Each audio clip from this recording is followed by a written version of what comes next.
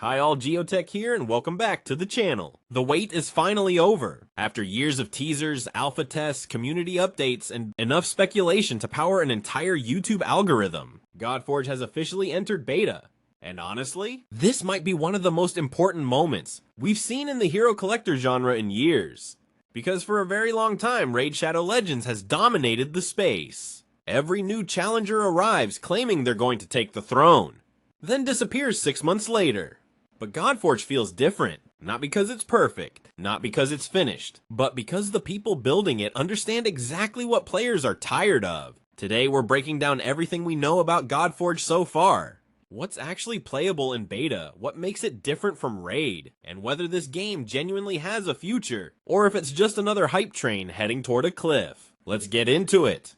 So first things first, what has my first week? Or so been like? Well, for me a lot, whilst it lives in the same space as Raid this one. Threw a few curveballs at me for starters. No information on anything. I was given no heads up on gear, weapons, imprints, team, or champ functionality, completely raw. Dogging it, but I know it's only beta, so we can let that slide for now. The huge access to resources helped build a quick roster which felt great and hooked me like fish. But after a few days, the coasting stopped as the difficulty spiked. Suddenly my basically built champs were getting crushed and the gaming skills kicked in.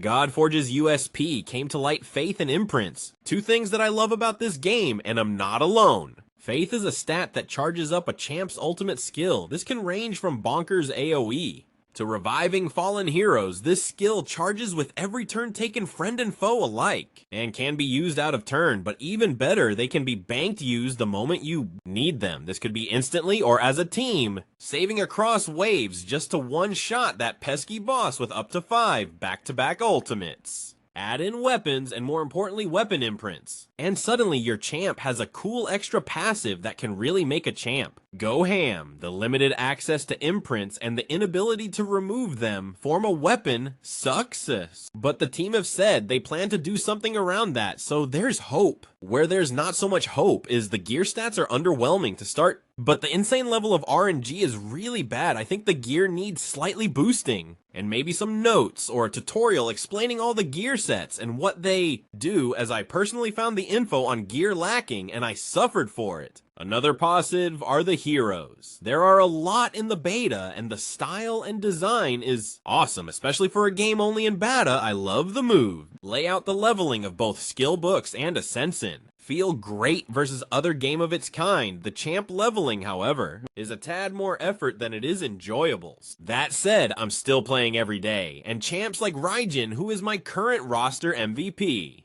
are a good reason why the game feels fun to play. The endless theory crafting is enough to engage people even outside the game. And Agent, this is just beta. Once we get access to Pantheons, shameless plug, the number of hypotheticals will be endless. So far this beta has been great. Bugs pop up and the team squash them.